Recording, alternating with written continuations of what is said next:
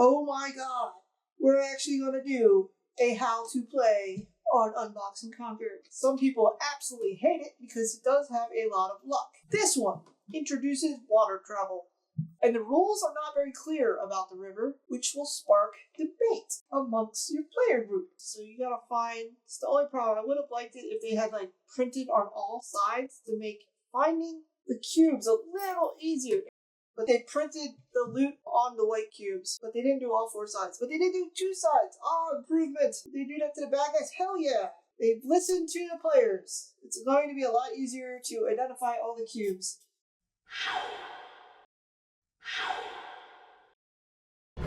Welcome back to Unboxandconquer. Today I have the Dark Tomb series of games. I was lucky enough to catch Dark Tomb Crypts of Aurelian on Kickstarter when it was active, and then I've just been following Kozz games to buy more of them as they come out. So Ice Chasers was the most recent one, and then obviously Bloodthorn Island. So why don't we just look at each of them before we get to the brand new one. So these have been played. I have played these several times with my game group. Some people absolutely hate it because it does have a lot of luck. So they're like tiny little mini campaigns. So there's your map layout of your campaign. So you start off in Chamber 1 or Chamber of Decay. And then you go to the Catacombs. And then you go to Orin's Tomb for Crypts of Aurelian. You go with that one. So it's a pretty simple dungeon crawler campaign game, and it comes in a nice little organizer. So let's get it all out so you can see what this is going to look like. Also, Hinton. So you will have your player cards. So first you get your player aids. So everyone has to move and do an action. And then you have free actions. And then you have events that happen for the level. So each character will have 3 cards to make up their character. Now this can play 1 to 4, and it can play true solo. So that's nice. You don't have to double hand it. So you pick your character, and that's what it is. So you have your health, and so each character will get like their colored cubes. And the enemy cubes, the white ones are loot cubes. So whatever one you want to pick, they're all different. Like this is clearly the mage dude because he's got the white beard. You shall not pass! Then we have a fighter style person.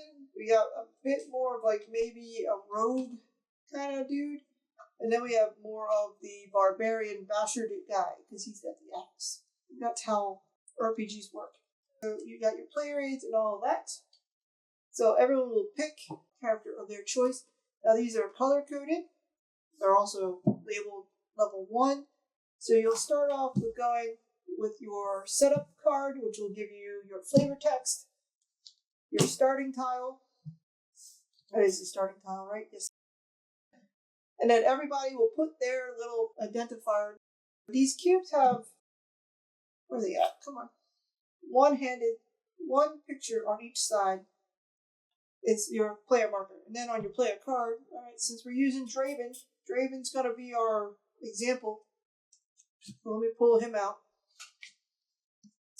so I can show you guys how to play this. Oh my god. We're actually going to do a how to play on Unboxandconquer. It is not a playthrough, because technically I guess those could be considered how to plays, because I'm playing the game. Anyway, so it's going to tell you how to lay out your dungeon. So we have laid out the dungeon according to this. Now we have the end result card if you win. We have 2 monster cards for this level, and then we have 4 loots. So you just kind of give this a little shuffle up. And just keep them off to the side. There are no enemies or loots. Yeah, let me get everybody else out of here, because we are not using those cubes, and they are in my way, and I cannot do this. There we go. So the bad guys also will have little markers. So you gotta find. It's the only problem. I would have liked it if they had like printed on all sides to make finding the cubes a little easier areas. But you have 3 little bad guy markers, and then you're gonna have 3 little black blank ones, which are going to be the enemy's health triggers. So you're going to take your cube, put it on max health, sit that to the side. So I have a movement of 5, so I can walk up to this card, and then you just flip it, and then build it out. So we have a loot. You cannot go through barrels or coffins or walls. I can continue. 3, 4, 5. I've entered this room. I'm playing by myself, and there's no bad guys right now, so I can dash to move an additional 3. And then I will roll the dice for a seismic action, where you did not cause any seismic actions. That means the roof is falling down on us. I will go again. 1, 2, 3, flip. Now this one does have an enemy. So we'll draw the enemy, and we get the henchman, who gets this symbol. So we know it's him. His card comes out. Take a black die. I'm playing 1 character, so he only has 5 hit points. So let me bring this up so you can see. So if you can see the little white dots, that's going to where you put your health according to how many players are happening. So 5 has the 1 dot. That means he's going to have 1 hit point. And he has movement and range and an armor. You have to meet or exceed the armor class to attack them. And that's basically how it goes. Like, we're going to come together. You can never do the same action twice. So since I dashed last action, I would have to do one of the others. So Gust of Fire, which is only worth about 1 point. I get a +1 to my roll, and it will do 2 damage, and it has a range of 3 to 4. So, and I can't shoot around corners, so I'd have to move first. Now I can hit that guy. So I take the D20, and I did not win. Like, I rolled a 5. +1, 6. He has an armor of 15. I whiffed it. Then he will go. So he is got a range attack of 2 to 4. I'm in range. He will attack me. And he missed because he's got 6. Is it +4 to my 12? He missed me. And then it kind of goes back and forth. And this is where some of my play group gets frustrated because you're just going back and forth and you're at the luck of the dice. I personally do not mind that. It kind of reminds me of like when I would play D&D back in the day with everybody. And sometimes you just roll badly. And yeah, it can get frustrating. I understand. But if you know that what type of game you're going into, I think you'll be fine. And if you're okay with some luck in your dungeon crawl, then you should be able to enjoy it just fine. So, you're going to beat up the bad guys. Now, if you die, obviously you have lost, and you can restart. But if you succeeded, you will win. You will read the win card. Any loot you got this round does not go to the next round. Everything in this round stays in this round. You do not carry anything over. All the henchmen and bad guys will become new enemies. All the win condition, well, not really the win condition. The win conditions usually kill everything. So that's usually the win condition, at least for here. So I usually just set it up in order. Like you start, you got your setup card, your start tile, and so forth. For all 3 adventures, or levels, called levels, of the tiny micro campaign of Tomb of Aurelian. I'm sure Trevor will correct it. Aurelian. That's Trevor sees how it's spelled.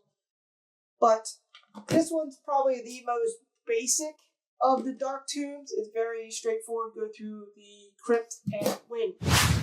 This one introduces water travel. This one causes headaches. Again, I played it with my group, so we have 3 levels again. 1, 2, and 3. This one gives you a tiny little boat.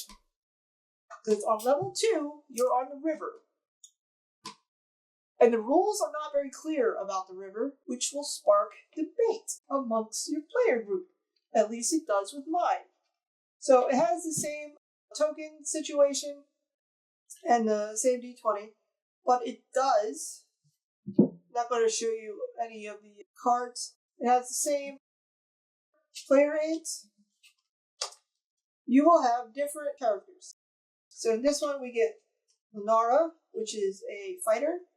We get Von Clay, which looks like Edgar Allan Poe guy. So he's like got a raven symbol. We got a ranger named Zon, and then we have our barbarian Forge, who looks like an ice dwarf. So these are the characters. I'll bring them up. Come on.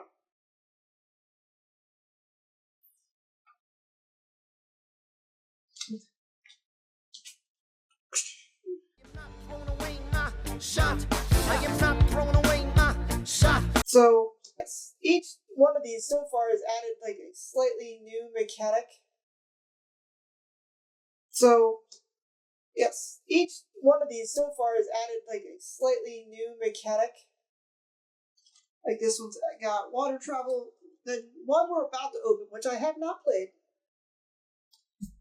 will have companions to the game.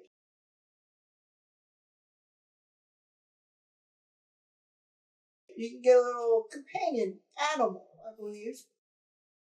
So again, it has the little tray and everything fits in the little tray. Which is always nice when things are nice and orderly. You can just pop it out and play it. So that is Dark Tomb Bloodthorn Island, which is the second of the Dark Tomb series. And now the unboxing of Dark Tomb, The Ice Chasers by Kozz Games, Andy Bergman. Rip off. This one has 4 levels. Alright, here we go. Okay. I'm expecting a lot of similarities. So we got the rule book, which is going to give you flavor on your adventure, and how the rules to play. Oh, we got a cool new dice. So we got a clear die. And then we have a pack of cards. Of course. A pack of cards. This will include all the same type of materials. All they did, they printed the loot on the white cubes. But they didn't do all 4 sides. But they did do 2 sides. Oh, improvement. Did they do that to the bad guys? Hell yeah. They've listened to the players. It's going to be a lot easier to identify all the cubes. So. Come on. There we go. Get over here. Let's see here. Wow, that's a lot of cards. For stage 4. Stage 3. Stage 2 and stage 1. So I'm going to put these in order. I'll be right back. Okay, so we will look at the starter level first. This is the only one I'm going to show because I don't want to spoil it for myself or anyone else. So you're going to start in the Azure Tavern. The doors of the tavern stand wide open, yet there is no sign of travelers or proprietors. As you pass through the entry, you hear a loud clattering of plates, followed by complete silence. Proceed with caution. You got your starter, so you plop your people here, and you have a little companion animal. And then obviously it's going to show you how to set it up. So you set it up. Then you have your enemies, and your loot, and your win condition. And then you will play, like I showed in the first part of this video, with some minor changes, because there's always slightly new rules for the different things. Like, I don't know how the little ferret works, but I'm sure I could find out. So we are going to look at the characters here in a moment. So, sidekicks. They're called sidekicks. So, sidekick takes its turn after their accompanying character has completed their full turn. Sidekicks can move, attack, and reveal tires. They cannot retrieve or possess items. So, it's a ferret. You can't do that much. So that is the map for the beginning game, and that is as far as I'm going to show you for that, because I don't want to spoil the little micro campaign, but we are going to look at the characters here in a second, and I hope they do keep coming out with more of these. I do enjoy them. They're also extremely portable. So, let's see what we got here. We have our normal stage turn and character turn. We have Osh, Anju, Shern, Daya, and an Ermine, which is what I was calling a ferret. He looks very ferocious. Look at that little guy. So, Osh is the pickaxe. Anju has a sword. Shern has magic staff-looking thing. And Daya has a sickle. So, it's going to be the same basic type of game, where you follow the same basic moves, where you can't do the same thing twice, but you have new characters for this theme, and they're all dressed like they're freezing, because it is the Ice Chasers, and you are in the mountains. There's your overall map. Mm-hmm. So that is Dark Tomb series. They're also not very expensive. I think they're like $20. If you see it around, or you want to track it on the Kickstarter for their next one, go for it. Usually, I believe when they do like their new games, they also include the old games as add-ons. Bloodthorn Island is not my favorite one. Usually I pull this one out more. Crypts of Aurelian. Take that for what you will. You may like it more than me. But yes, this is a very luck-based game. If you don't like that, I'm sorry. Probably is not the game for you. But if you do see it at a game night and you're interested, give it a shot. Or if you see it in a store and it's at a price that you feel is worth it, pick it up. Like I said, it's usually about a $20 game. At least on Kickstarter. They probably will sell it for a little bit more if it's a retail thing. So this is the Dark Tomb series. That was the brand new Ice Chasers. Pick it up if you're interested in small dungeon crawlers with micro campaigns that you can finish in like an hour. If you like my content, like, subscribe, comment below. Tell me what your favorite D&D character is for some reason. I want to know. And I will see you in the next one.